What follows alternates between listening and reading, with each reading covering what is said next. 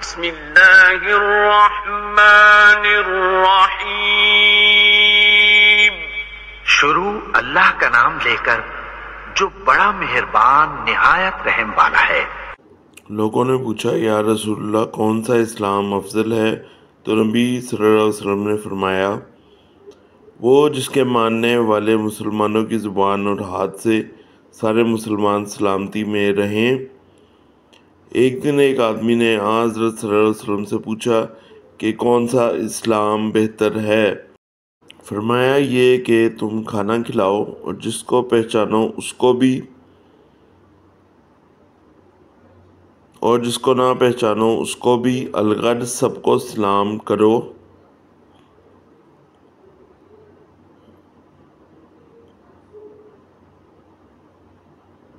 حضرت صلی اللہ علیہ وسلم نے فرمایا تم میں سے کوئی شخص ایماندار نہ ہوگا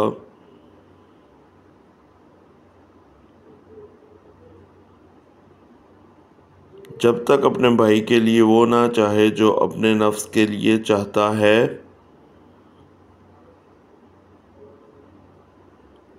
بے شک رسول کریم صلی اللہ علیہ وسلم نے فرمایا قسم ہے اس ذات کی جس کے ہاتھ میں میری جان ہے،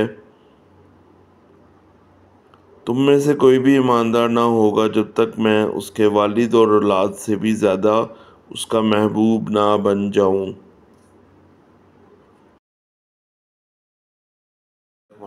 السلام علیکم ناظرین و حاضرین، کیا حال ہے آپ کے؟ ٹھیک ہیں؟ میرا نام آصف محمود ہے اور میں آپ کا بھائی پھر آپ کی خدمت میں حاضر ہوں، احادیث کے ترجمے اور بیان کے ساتھ ہوں۔ تو یہ شروع کرتے ہیں۔ صحیح بخاری کی احادیث ہیں، 11 سے 13 تک ہیں، 11، 12، 13 تک ہی ہیں، بلکہ 14 تک ہیں، 4 ہے، 11، 12، 13، 14 تک ہیں۔ تو یہ شروع کرتے ہیں، ایمان کے بیان سے ریلیٹڈ ہے، ترجمے سے ڈائریکٹ شروع کرتے ہیں، ٹائم بہت شارٹ ہے۔ لوگوں نے پوچھا یا رسول اللہ صلی اللہ علیہ وسلم کون سا اسلام افضل ہے؟ تو نبی صلی اللہ علیہ وسلم نے فرمایا وہ جس کے ماننے والے مسلمانوں کی زبان اور ہاتھ سے سارے مسلمان سلامتی میں رہیں، یعنی کہ وہ اسلام سب سے بہتر ہے جس کے تمام جو مسلمان ہیں، ماننے والے جو مومن ہیں، ان کی زبان اور ہاتھ سے سارے مسلمان سلامتی میں رہیں، بچے رہیں، کسی طرح کے وہ فتنے میں، کسی طرح کی کوئی لڑائی جھگڑے میں نہ پڑے، فتنے تو دور کی بات، کوئی ذرا سی بات میں بھی نہ پڑے۔ آگے چلتے ہیں۔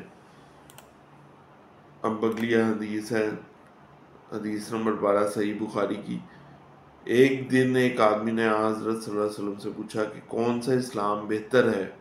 پھر اسلام سے ریلیٹڈ ہی ہے۔ فرمایا یہ کہ تم کھانا کھلاؤ اور جس کو پہچانو اس کو بھی اور جس کو نہ پہچانو اس کو بھی، الغرض سب کو سلام کرو۔ اچھا، اس میں ایک تو کھانے سے بتا دیا گیا اور پھر سلام کرنے سے بتا دیا گیا، یعنی کہ رسول پاک صلی اللہ علیہ وسلم نے اس بندے کو بتایا کہ وہ اسلام بہتر ہے جس میں تم اگر کھانا کھلا رہے ہو کسی کو تو اس میں یہ نہ ہو کہ صرف جاننے والوں کو کھلایا جائے کھانا، ہر ایک کو کھلاؤ، جس کو جانتے ہو، جس کو نہیں جانتے، پہچانتے ہو، پہچانتے نہیں بھی ہو، تب بھی کھانا بھی کھلاؤ اور سلام بھی کرو، سلام کرنے کا بھی ہے، تو یہ کرنا ضروری ہے۔ تو آگے چلتے ہیں، آگے چلنا بھی بہت ضروری ہے۔ پھر اس کے بعد آگے آتے ہیں، اگلی حدیث پہ آ جاتے ہیں۔ 13 نمبر حدیث ہے، صحیح بخاری کی، ایمان کے بیان سے ریلیٹڈ ہی ہے۔ حضرت صلی اللہ علیہ وسلم نے فرمایا تم میں سے کوئی شخص ایماندار نہ ہوگا جب تک اپنے بھائی کے لیے وہ نہ چاہے جو اپنے نفس کے لیے چاہتا ہے۔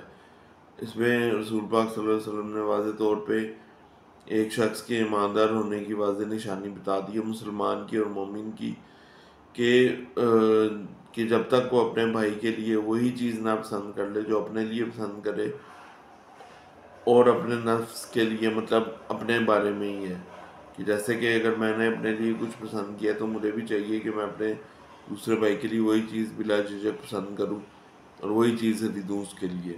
ٹھیک ہے، آگے چلتے ہیں۔ اب 14 نمبر حدیث ہے، صحیح بخاری کی، ایمان کے بیان سے ہی ہے۔ بے شک رسول کریم صلی اللہ علیہ وسلم نے فرمایا قسم ہے اس ذات کی جس کے ہاتھ میں میری جان ہے، تو تم میں سے کوئی بھی ایماندار نہ ہوگا جب تک میں اس کے والد اور اولاد سے بھی زیادہ اس کا محبوب نہ بن جاؤں۔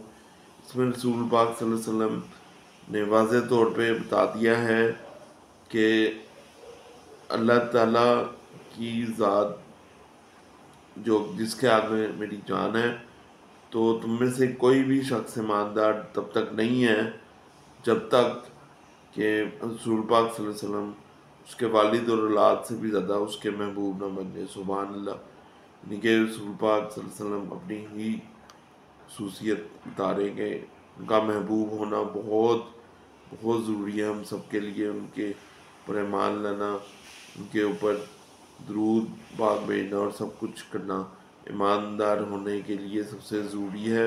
ہمیں اللہ تعالیٰ اس واضح احکامات پر چلنے کی توفیق عطا فرمائے اور ہم سب کے لیے آسانیاں پیدا کرے، اور ہمیں یہ ضرور کرنا ہے اور اس کا ثواب بھی ہے، اس کا فائدہ بھی ہے جو ہمیں اٹھانا ہے۔